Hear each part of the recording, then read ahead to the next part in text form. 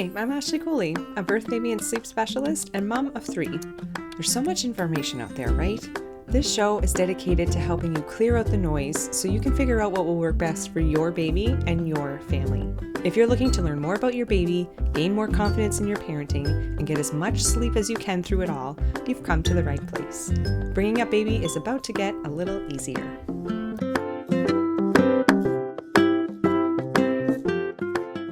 Everyone, Happy New Year. Welcome back to the Bringing Up Baby podcast. My name is Ashley Cooley, and today I'm sharing a conversation I had just before the holiday break, but have been dying to share it with you all.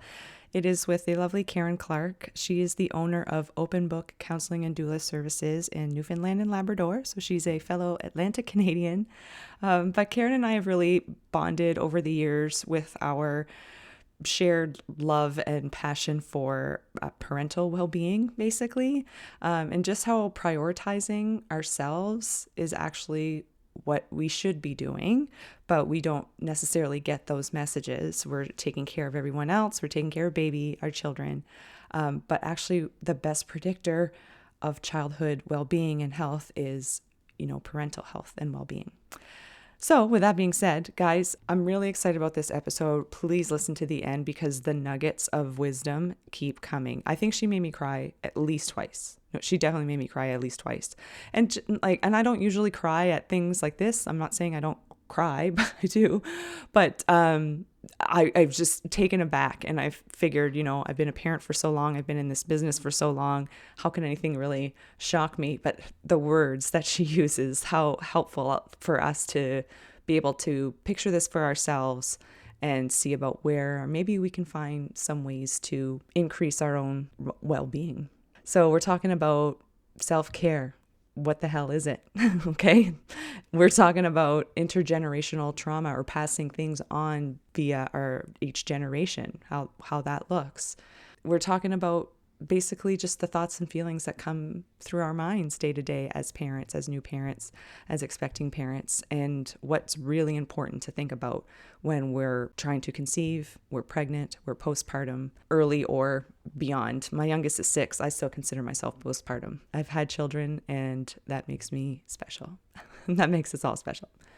Anyway, I'm going to stop blabbering and get to our next episode. So here is my conversation with Karen. Let me know what you think. Hi, Karen. It's so nice to see you today. Thanks for joining me on the podcast. Thank you so much for asking me and being patient with me for when I'm ready to come on. Oh my gosh, it's about time that we're here, but I know you're busy, so I appreciate your time. Mhm. Listen, can we just start? I always usually start with these episodes when I'm talking with someone to just get you to introduce yourself. Tell us about yourself and what you do. Sure. So my name is Karen Clarke. I own Open Book Doula and Counseling Services, where I provide social work services, mental health counseling services, and doula services exclusively for parents or those persons in the perinatal period. So, and I define the perinatal period as the time from which a person decides or intends to become a parent up until the baby's 3rd birthday. So I work with parents with children of any age, and then additionally, anybody who falls into that perinatal period definition that I have. In my practice, Open Book, I provide a few different services. I don't know if we'll get into them, but one of them is a perinatal support program. That's kind of my signature program where I provide 8 months of support that combines social work, counseling, and doula services together. That starts when a couple or a person is 20 weeks pregnant up until the baby turns 4 months old. And then I have, counseling services for parents and a peer support group for moms who have partners who work away on rotation. So that's kind Oh, of, wow. Oh, wow. That's so everything in one needed, isn't sentence. it? Yeah. Yeah. And is this, Karen, is this all because we're not in the same location. You're No. in a place where I still have not been and intend to someday. But so in Newfoundland, do you do this in person? Is any of this virtual? Do you have any of those kinds of supports?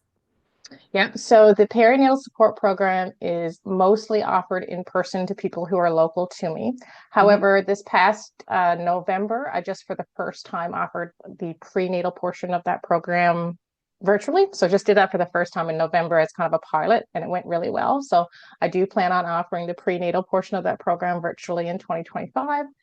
And then all the counseling sessions are virtual, Amazing. and the peer Amazing. support too. Mhm. Yeah. Anything that you can have, tangible for those in your community, of course, but then Mhm. you see the value of reaching people who may not be able to or choose not to do those things in person. So that's awesome. Right. So I can't remember if you said so. I'm in Newfoundland and Labrador. And of course, geographically, we're a very large province. And one of the reasons why I wanted to be able to offer things virtually is because I had people who were, more than an hour's drive away from me who were contacting me saying, like, how can I work with you? So I had to try to think innovatively about how I could offer them something as well. Yeah, that's awesome. So in the work that you do, I really what I love to talk about is mental health, for lots of reasons. For myself Mhm. personally, just to get Mhm. things off my chest, but Mhm. also as someone else who works in the perinatal field, Mhm. we definitely talk about. There's one of our classes where we specifically talk about the postpartum recovery and mental health. So, and we're talking about this at the prenatal stage. So, expectant parents in our classes range from maybe 20, 22 weeks of pregnancy up until baby. We've had a baby or two join the class. I'm not gonna lie. Yeah. Um, but so we're talking about postpartum adjustment, mental health. I'm just sharing stories and experiences that I know I've had or other people had, or what I guess what I'm getting at here. I find it, and maybe it's just in my own head, but it's quite difficult to really put yourself in that scenario when we're thinking of a preventatively. So you're working with people who are expecting. Do you find it challenging to talk about mental health and that perinatal period, whether that's obviously happening during their pregnancy or not, but the postpartum period specifically? And how do you find some of your clients are talking about that, or are they even worried about it? Are they thinking about that? Is it new Mhm. to them when you're chatting with them? That's a lot of questions at once, but pick and choose. Sure. Yeah, I'll dive in there. So I worked for many years in public service and in nonprofits, and a lot of my work was devoted to population health and prevention and working to what we call upstream approaches, which basically means that rather than looking at how we increase access to mental health intervention services, we want to look at how do we reduce the demand for those things. And Right. what comes back time and time again is we reduce the demand by increasing the well-being of a population before they need help. So one of the things I say is I help parents before they need help in hopes that they won't necessarily be in crisis later on. Right. And so I had the idea for the perinatal program where, and I was, had lots of experience creating public programs. So I was like, I'm going to take my knowledge and my own lived experience as a parent. I didn't mention that. I'm also a mother myself, and create a program that would address risk factors for perinatal mental health issues and deliver it in a way that's very relatable to parents. Um, Besides my own lived experience, one of the things that really motivated me, you mentioned statistics, but here in Atlantic Canada, we're both in Atlantic Canada, we have the highest rates of postpartum mood disorders in the country. So we are higher than the average. So these are 2018 stats. They're the most recent we have, unfortunately. But the Canadian average is 23% of mothers report symptoms of postpartum depression and anxiety. Here in Atlantic Canada, it's 27%. Mm. Newfoundland and Labrador actually has the second highest rate in the country at 28%. But guess what? You guys in Nova Scotia have us beat. You have the highest in the country at 31%. My And that's gosh. from 2018. And so we don't know what the post pandemic stats are, but we know that in other areas of the mental health, um, I guess, topic, the rates doubled. So it's potential that we are Mm. talking about over half of mothers at this point post pandemic struggling with symptoms and not having access to interventions. So that's why I think it's really important to get help and resources before Mm. you need them, because you're Mm. not going to maybe have access to the interventions if you need them. So rather than rely on I'm going to wait until I'm postpartum and see how I'm doing. And if I need help, I'll reach out. That's a great, like, please reach out for help if you need it. Mm-hmm. But maybe start thinking about what kind of things can I do in preconception and prenatal phases that may reduce the likelihood that I'm going to need those services that I may or may not have access to down the road. Mm. Right. Yes, so valuable. You know, yeah. So, and also prevents you from experiencing, the stress of it as well, right? Like, or the level of stress that you might experience. Or Yeah, perhaps even I, as someone who like in health promotion, you and I have really talked and bonded over this before, but it is all sure, about prevention. And you're right, it's not just, we'll prevent them from having to seek out services, but prevent them from experiencing it, or maybe lessening the degree of the experience. Anything you can do to just have that absolutely. knowledge, I think is so key, and why Or I'm glad take we're it a chatting. step even further in Yeah. lessening the impact on the whole family, including the baby, right? Oh, hey, And yes. it's one of the things that I explain to people, and I wish, Ashley, I wish that I could just tell parents that they should care about their well-being because they care about themselves. But I oftentimes have to remind or educate parents about the fact that the main determining factor for an infant's well-being is a parent's well-being. And then I Hmm. can kind of hook them in a little bit more and care about themselves a little bit more once they understand that connection, right? Absolutely. Yeah. Another statistic to throw at you is that 40% of postpartum mood disorders begin prenatally or before. So it makes a whole lot of sense to start talking with people about their mental health and to start assessing and providing services when they're pregnant or even before. I have some people who come seeking counseling services the minute they decide that they're going to try to have a baby because they know that they've got a history of mental health issues or a history of trauma, and they kind of are aware of the fact that they may be at a higher risk. So one of your questions was, how do people talk to me about it? Hmm. I think in the beginning, and I say the beginning, and I'm still kind of in the beginning of my work. I've been doing this for about 3 years. It was people who kind of have I think, a higher awareness of perinatal mental health issues that sought me out because I was advertising or promoting myself, as preventing or reducing the risk of mental health. So I think people who kind of had a greater awareness was kind of naturally drawn to me a little bit more. Hmm. Um, and now that word of mouth has kind of spread a little bit more and people are demanding my services a little bit more. I do have people who are coming in who have a very low awareness of what perinatal mental health is, and very surprised by some of the things that I share with them. Mm. But usually after a couple of visits, they kind of got their heads wrapped around a little bit better and really on board with the work that we do prenatally and postpartum. Gosh, that's so important. Like it, and I'm so glad that that's how it's working for you, because that you're right. The word of mouth is huge, but now that's reaching people that you may not have reached otherwise. So amazing. Yeah. You had a question in there too about kind of how do you talk about it, like so that people understand, I guess, or I can't remember exactly what you had said, but Yeah, I made well, a note to myself. thank you. You're so good at that. No, No it was problem. around like when speaking to expectant families who are Mm, having their first baby, or this could be their first postpartum experience, that there's a fine line I find with not wanting to scare anyone, not wanting to be like, hey mm-hmm, guys, look, can't turn back now, but guess what's coming? Like, I don't, that's putting it very lightly, of course.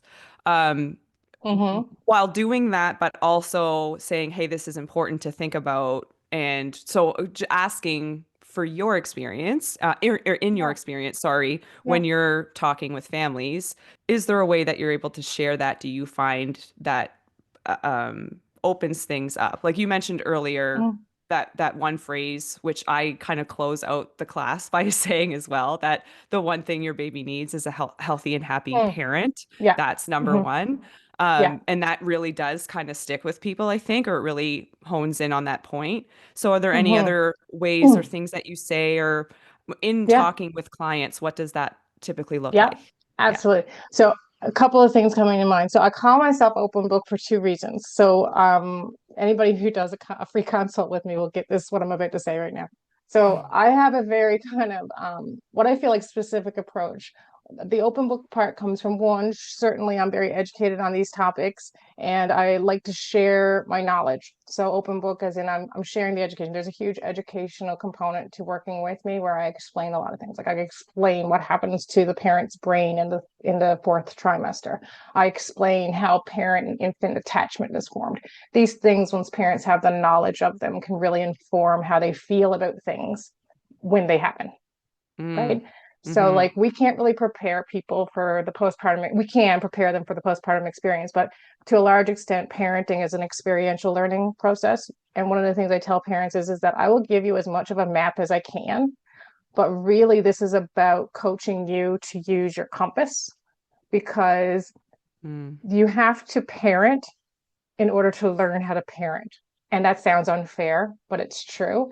And the best we can do is give you a partial map and start coaching you through how to trust your compass and follow your compass. So navigating by compass is not something that everybody's comfortable with, literally Right. or metaphorically in this, Yeah. And so that's part of what we do prenatally and in those first few postpartum sessions. I just had a visit this morning about with a mom coaching her through how to listen to infant feeding cues rather than following an app or a clock, and Mm. coaching her Mm. through using that compass, trusting that that you can see the cues and following those cues, right? For Mm. example. Mm-hmm. Yeah. The other part of the open book piece is I will share my lived experience where I think it's valuable to people. So I oftentimes will share in people's vulnerability and share real life examples from my own postpartum experience or other parts of my life that are relevant, depending on the parent's experience. And that's, and I say to folks, I'm a real open book. Ask me anything. If there's something that I've lived that I think you can learn from, I will do that. And I find people just get, when you're trying to give expectations, and I try to get very specific, like, expectations, real life or real life examples, sorry, not expectations. It kind of helps, I guess, calibrate the expectations of what postpartum life is like when you're talking about it in real lived experience terms, right? Oh, for And sure. Yeah. yeah, rather than, oh, you and your partner may find that you have increased conflict postpartum, but we're not really talking about what that looks like. But I can give you Right. a half dozen examples of what that looks like, and you go, oh, okay, you get a better idea. You still have to live it yourself, of course, but it gives you a Yeah. sense. Yeah. Yeah. One of the things I say to folks, though, and this one is one of my favorite. You follow me on social media, so I'm sure you've seen me post this. But I say to people all the time, let the goal be mixed emotions, right? Mm. You talked about Mm-hmm. the not scaring people. I don't want to scare people. I don't want people to think that this is going to be, you know, the hardest, scariest part of their life. It may be, but it's also going to be the happiest, most joyful, most memorable, loving time of their life, too, right? Mm-hmm. And Mm-hmm. so I just say to folks, let the goal be mixed emotions. And if you are feeling all of your emotions up, down, you're doing it right. And another one that I say is it's not whether or not you fall in the water, it's whether or not you stay there. Remember, it's Mm-hmm. okay if you fall. You're going to fall in the water. You're going to swim in the water and then you're going to get back out. Let the goal be mixed emotions. It's up, it's down. You're doing it right. Mm-hmm. So, because of course, all positive is not possible, even though some people have expectations of it being only a positive experience. And if it's all negative, then now I'm worried about your mental health. Yeah. Yeah. Mm. So true. I like all these little nuggets are imprinted. I know I was just actually before this chat, I was looking at your Instagram page one last time and I noticed that you put that quote out in relation to the holidays because that's when we're recording this, even though the episode will come out Mhm. after. But Yep. it's such a valuable way to think about any kind of transition or event or scenario that's coming up because Mhm. yeah, expectations versus reality, we don't know until we're there and experiencing it. Um, but there's a lot of anxiety going into labor and delivery, going into this part for Mhm. lots of families. So I think that's why I asked that question and feel that way. Because when I'm seeing them, the ones that are coming to my prenatal classes, like you said, they're kind of those that maybe in the know enough that they don't know enough and they want to Mhm. come learn. but that's to me where I love the education piece, because understanding things in a deeper way can help you. Like I sometimes love people it. feel, I think too much information Yes, is too much, but it's got to be the right information and that can you really got to help package it. you. Yeah. Yeah. Yeah. Oh, I get so nerdy about it, Ashley, because it's like I can protect, like, if I explain to you what postpartum depression is, in a good educational, understandable way, that in itself will reduce your risk of experiencing postpartum depression. And I think that's so cool. Right. Mm. And so I Mm-hmm. take, not just that, with all kinds of things. If I explain to you how breastfeeding works, you know this. If you explain to folks how breastfeeding works, how milk is made in the body, and how the breastfeeding relationship is established, people we reduce our risk of people struggling with breastfeeding, right? And it's Mm-hmm. just, I know it sounds so simple, but it's still amazes me that, we don't, I don't know why, but parents don't often get this, sharing of knowledge, educational approach that kind of, gives them that education so that they can then understand things, and that changes their perspective. Yeah, Hmm. it certainly, for those of us that have been through the experience, whether you've experienced a mental health issue or not, you can Hmm. relate in a way that, like, yes, there are lots of things to be joyful about, and there's lots of things to be less joyful about at times. Hmm. But yeah, the talking about it being huge. But I think we're just really busy preparing, because we're busy anyway with work, while perhaps while we're pregnant, or the Hmm. holidays coming out, like all these other things going on, and we're preparing the room and we're preparing the physical stuff. We need the car seat. We need, maybe we get the Hmm. classes. So down the line of all the things we want or need to do to prepare, mental health is Hmm. probably towards the end for a lot, because there's so many quote unquote other things to gather from, right? Yeah, yeah. And I think that's true, especially for people who haven't struggled with their mental health before they're in the perinatal period, because Hmm. they don't How necessarily, would they they don't have know that to think? Yeah, think about it. exactly, right? Mm. Whereas people who have struggled with their mental health, I think it is a little bit higher on the list because they kind of, have lived through that Yeah. before. But yeah, it's hard to convince somebody sometimes that they need to be concerned about it, right?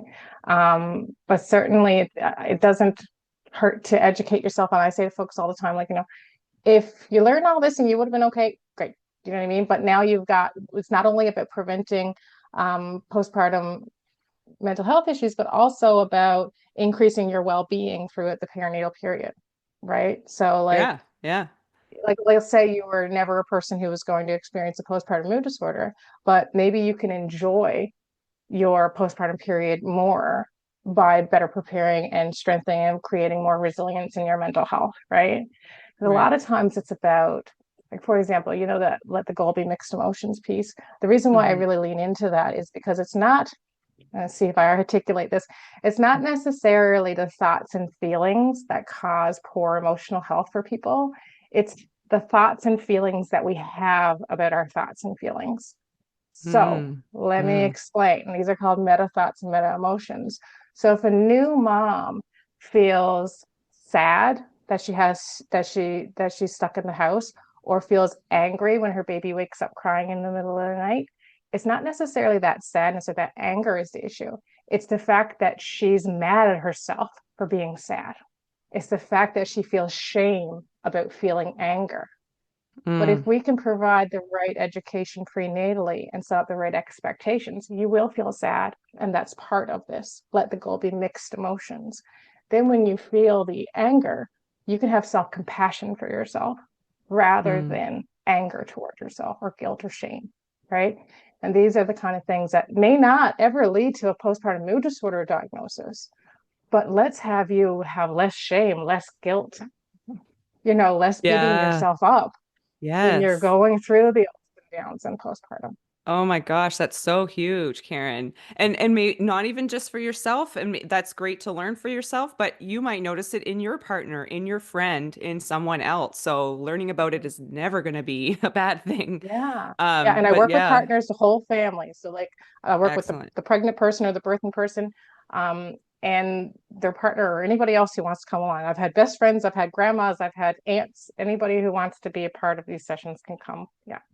Amazing. And, we are talking kind of specifically right now about the postpartum period, but if there's one thing I've learned as a parent of three children, who my youngest is 6 and it goes up from there, um, Mm-hmm. is that at different stages of parenting, you're going to be met with challenges. And I find Oh, yeah. having kids has been, I think I learn more from them than they learn from me. They're Mm-hmm. their own person, and yeah, I'm probably teaching them some stuff. I hope I am. I hope it's all good stuff, but um I I'm learning more about myself, more about all kinds of things by having, because it's Mm-hmm. they can be triggering. They can bring stuff up that Mm-hmm. maybe you didn't experience for a long time or at all before. So yeah, Mm-hmm. continuing to learn, and just the earlier, the sooner we can get this info, the better. Looking for the best for your baby? Atlantic Canada's Baby Store is here for you. Nurtured, which is right here in Halifax, Nova Scotia, has the best products for baby. The staff are so incredibly helpful, and they have the most top-rated car seats and strollers you won't find anywhere else. So whether you need expert advice or the perfect baby gear, Nurtured's got you covered. Nurtured, supporting your parenting journey every step of the way. Self-care. What does self-care really mean to you? Are you using that term when you're saying, hey guys, this is what we got to do, some self-care practices? And what is that? Or maybe you're not. Mm-hmm. I don't know. Nope. Tell me Yeah, about we are. what that means to you. Yeah, so I do talk a great deal about self-care in the perinatal program with people who are preparing to be parents for the first time. And some I do also work with people who are having their second babies. So sometimes I have people I actually didn't necessarily anticipate the demand for second and third time parents to want the perinatal program, but they do. And so I have adapted it for people who are having their Mm. second or third baby. Because they've been And there and they want to do well, it yeah. differently, want to know more, want to something So the next yeah. time. Yeah. So what I hear is that I want to have a different birth experience this time. Hmm. I want more support with breastfeeding. I want, and the big thing is, I know we're not talking about this, but sibling transitions and helping, Yes. their 3-year-old transition into big sisterhood, because that's a Yes. thing as well. And That's a big thing. how do you parent a newborn and a toddler at the same time, and preserving the relationship that you have with your current child while you prepare for your future child? So yeah, self-care is a big part of that conversation.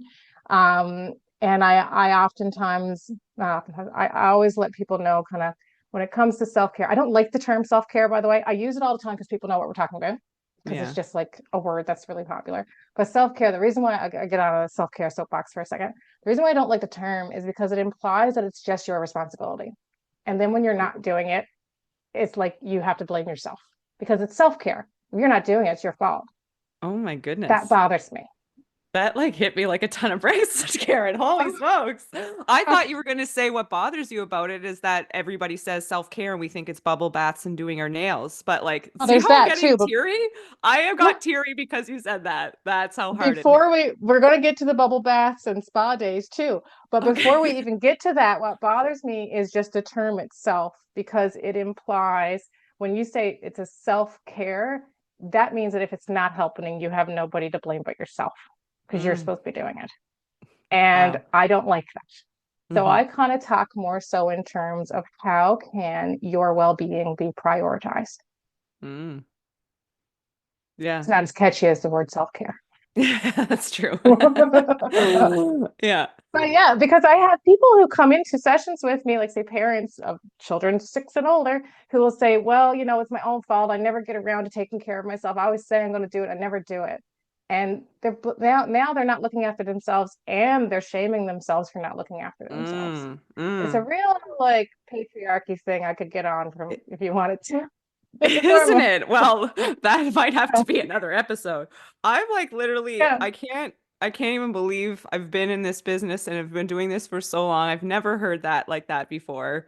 And it's hitting home because I think one of the big reasons why I do this work and love doing this work, and even just getting to educate or reach people that may not be as aware, um, I found this experience in myself. I worked in mental health as a job for many Mhm. years before starting to start our family. And Mhm. I thought I knew what depression was. I thought I knew what Mhm. anxiety was. I, Mhm. until it was experienced myself. But then when you experience it, you don't think about it that way. You think, oh, well, I did.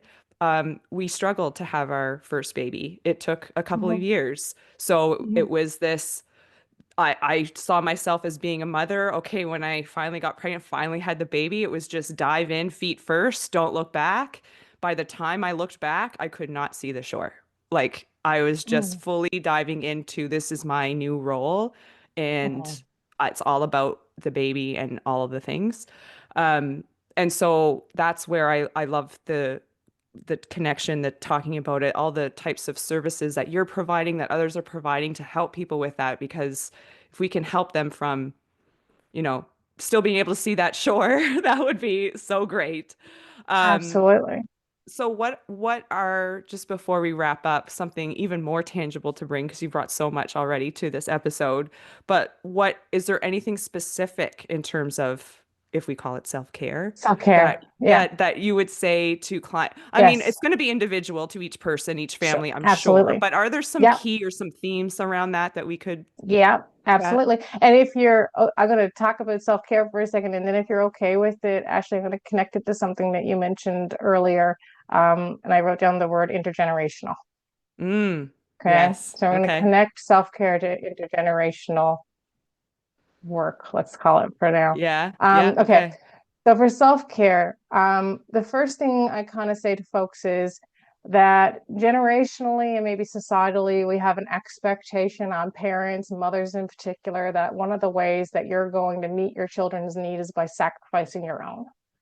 And whether that's a belief that you are conscious of or not, I can tell you for certain it's one that you've received. And we want to bring awareness of that belief and dismiss it. And Hmm. remember that beliefs are just that. We get to choose to believe them or not. And I'm a huge advocate of parents and mothers in particular believing that the best way that they can meet their children's needs is by prioritizing their own well-being rather Mm. than neglecting it. Okay. You just put that So right at the forefront. Like right this at the is number beginning, one. Yeah. it's in the very first time I meet with parents, right until the very last visit that I leave them. It's Mm, said over and over again. Remember that the best way that you can prioritize your baby's well-being is by prioritizing your own. Taking care of yourself is how you take care of your children. And because I know that message around self-sacrifice, particularly for mothers, is still very strong and being said to people day to day. How many times do I have a mom come to me and tell me, well, my mother-in-law said this to me, or my mom said this, and it must be nice, and these sorts of comments. And, I raised 4 people without any help. Why do you need it? These mm, kind of comments, right? Like, mm, I did it, and nobody came and mm. helped me. Yeah. And so I really need to lay that message on thick because I know that there's a lot of messaging in our culture. Okay. Yeah. Self-care. I'm sorry, you interrupt me whenever you like, by the way, No, because I no, can no. really Keep talk on going. this. I love it. Self-care, you're really getting my whole self-care conversation here now. So the bubble baths and spa days. When I hear people talk about self-care in those terms, the way that I phrase it, or the way that I kind of conceptualize it, is that they're too focused on the what, like what they're supposed to do for self-care. That's kind of the last thing. What you're going to do for self-care, we don't need to know that right away. The first thing I want folks to know is why they need self-care, Hmm. right? I want them to really feel the why. I Self-care is important because I deserve to be loved. I deserve to be cared for. Caring for myself is caring for my children. And I really want people to know that, not believe it, but know it and go, yeah, Mm, mm. this needs to start from a place of self-love. Like I love myself, therefore I deserve to be cared for. And people in my life also should be prioritizing my well-being with me. Right? That's the why. When you start with a why, it can't be because I'm supposed to, because Right, I'm right. supposed to go get, I'm supposed to have time. You really need to feel why. And the more specific you get, this is like a self help technique here, is ask yourself why 7 times. And at the seventh time, you might get the real reason why, right? And Hmm. so, when I have people in my sessions with me, I'll say, yeah, but why? Why? And then eventually you get to a place where people are crying. It's like, because I don't want my daughter to feel the same way that I feel. And I don't want my daughter to grow up to think that she doesn't deserve to be taken care of. And, and like, I mean, I know I'm like mimicking a cry, but I'm kind of also crying myself saying that Mm. Mm. because people get to really deep whys. And I know that once they get to a place where they're like, I want to make like that their why is so emotional, that one's going to stick. And Yes. then how are you going to prioritize your well-being? It can't just be you. Mm. And this is when people get a little scared because this involves tough conversations. It involves maybe your kid doesn't have to be in 4 different extracurriculars. Maybe your calendar needs some changing. Maybe you need, to hire somebody to come help you with certain things. Maybe it's a tough conversation about boundaries. How do you need to, like, what needs to change in order for you to be able to prioritize? It's different for everybody. Mm-hmm. Why and the how. Once you have those 2 things figured out, then we can talk about the what. What is it that you want to do? What are the things? What Um, will get you to that place? Yeah. Yeah. yeah, what are the things that you'd like to include more in your life, and what don't you want, right? The other kind Mm. of thing that I talk about is faux self-care versus real self-care, and I really boil it down to a fine point in the next sentence, which is faux self-care often focuses on the what without the why and the how, but it's usually about escaping your current life. Whereas Mm. real self-care focuses more on the what, or sorry, on the why and the how, and is Mm-hmm. about creating a life that you don't feel like you need to escape from. We're going to prioritize Mm-hmm. your well-being Mm-hmm. instead. Mm-hmm. Right. So I've kind of given it to you in this like rushed nutshell, but Yeah. walking through this with parents and helping them kind of get motivated through finding their why and then helping them like identify the things that need to change in order for them to be able to prioritize their well-being and then helping them follow through on those changes. The rest kind of falls into place after that. Yeah. Wow. That's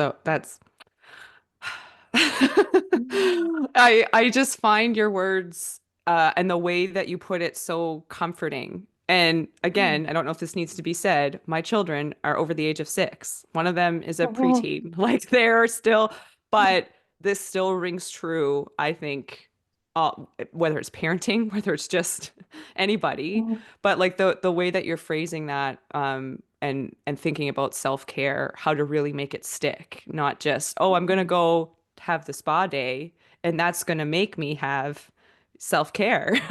Or that's gonna, right? That's not what we're Well, talking. and the other thing that happens in that faux self-care place is that we wait until we're burned out. I need a day Yeah. to myself, Yes. I'm right? so stressed, that's why. But ooh, Right. yeah. Yeah. Whereas the real thing is about creating the circumstances day to day where you are getting your self-care, I'm using my air quotes here, your self-care in well before you ever get to that burned out place. Yeah. Right. And Yeah. when it's a prioritizing on well-being, it becomes a family affair in a way. Like once you have those hard conversations, it's so powerful. Like for me, I start using my own life as an example, like I do with my clients. I've had those tough conversations with my husband, and now he's, hey, hon, it's a nice day. Why don't you go for your walk? I mean, and he's on board with. He's kind of like prioritizing. We prioritize each other's well-being. We have a weekly conversation about what our goals for the week are and the things that we want to do for ourselves. For him, it's hockey, so I protect his hockey schedule because I want to protect his well-being.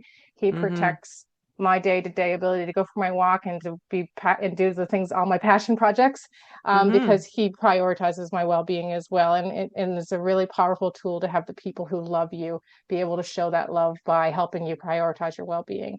And that's, Mm. where I don't like that self-care work because it kind of doesn't explain Puts it on everything that the way that I person. want. Yeah. Yeah, Yeah. yeah. I had said that I would connect all this to intergenerational work. You want to, do you have a time for that? Sure. Yeah. Let's do Okay. it.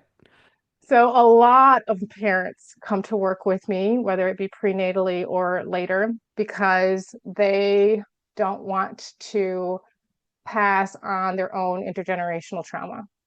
Intergenerational Mm-hmm. trauma is a term that's gotten some attention popularly over the last few years. And you and I have talked about this in the past. One of the things that's really surprising for parents is how old issues from our childhoods or issues that we've seen in our parents kind of pop up in our own lives as parents. You know, you're a mom for the first time, and 6 months in, you're like all of a sudden you're dealing with being a parent for the first time, but you're also having all these trauma issues come up, or you see yourself behaving in ways that remind you of your mother or remind you of your father, and you get scared and you go, oh no, I'm doing the thing I swore I'd never do, or whatever the thing is, right? Yeah. So Yeah. a lot of people come to me because they've identified that they're not parenting in a way that aligns with their values, and instead they're, being influenced by their Yeah. own childhoods and their own parents, right?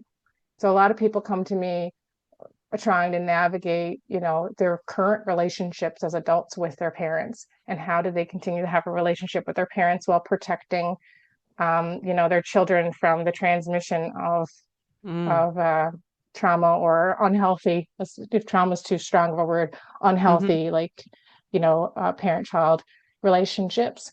Um, and so I explain to folks too that self-care is a huge part of that, because intergenerational love is just as easy to pass as intergenerational trauma, easier Mm. even maybe, right? Mm. So think Mm-hmm. about intergenerational love, all right?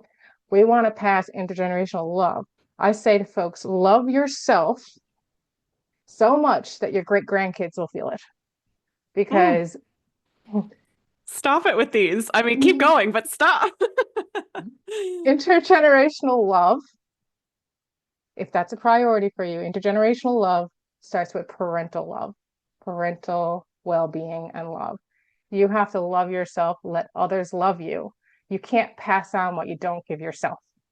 Okay. Mm. You have to give Mm. yourself love, so much of it that your great grandchildren will feel it. You'll pass that love to your children, who will pass it on to theirs. And whether you're here or not, they'll feel it. Right. Wow. That started that intergenerational love piece, right? Mm-hmm. And I am a person who experienced, childhood trauma and um, things in my own life that came up super strong postpartum that I was not prepared for.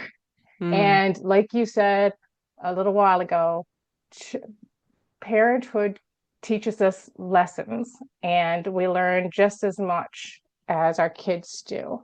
And finding the gratitude for that along the way has been really helpful for me, to Mm. say, you know what, this is hard, but there's a lesson here, and I'm going to find it. Yes. A Yeah. chance for healing, right? And Absolutely. I'm relating it to myself, I guess, because it feels like this is my own therapy session in a way. But no, I, as a mom of three girls, not that it matters, mm, but that is something oh, to think about for me, as being a female and struggles that I've gone through as a young female. Um, I do feel that gratitude now of some of those struggles, because I feel like I have a deeper level of understanding of where my kids are coming from. But parents taking care of themselves, your kids are going to see that. As mm, babies, they'll feel mm. it, but when they're older, they're going to see it. You're going to be showing them that, talk about the Mm, intergenerational stuff. This is how you take care of yourself yeah. so that you can be there for others. Oh yeah, that monkey see, monkey do thing is real thing. Like, like because we say to, I just said this to a mom yesterday. You can look your daughter in the eyes and tell her that she deserves to be treated well.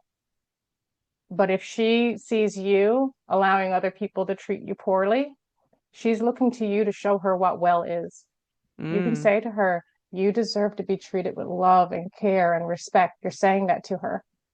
But she's gotta got to show look her. to you to see what love and care and respect looks like. What does that even mean? Yeah. All right. And she's looking to you. How does mom let other people treat her? What does mom do for herself? That's what love and care and respect is going to mean to her. Mm-hmm. And, Mm-hmm. you got to work through your own stuff to be able to accept love and care and respect. Yeah. Yeah.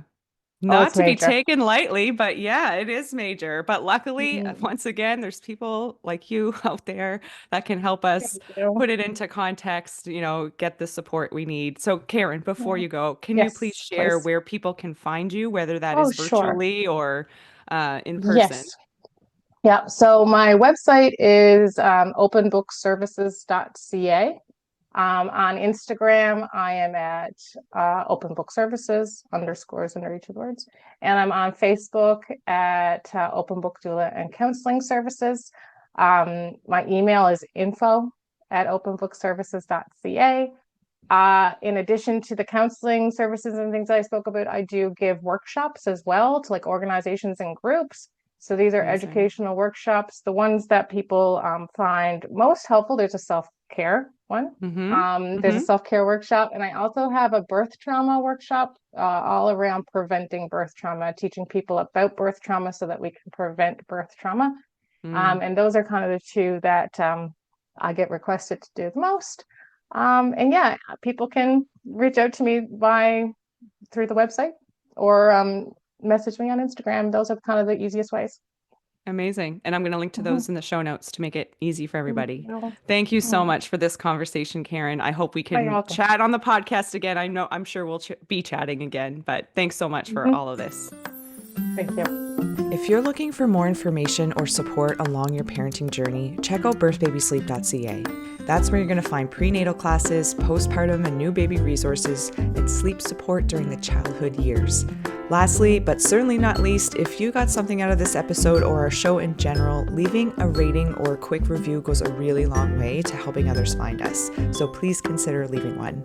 That's all for now. I'm Ashley Cooley, and we'll see you back here next time.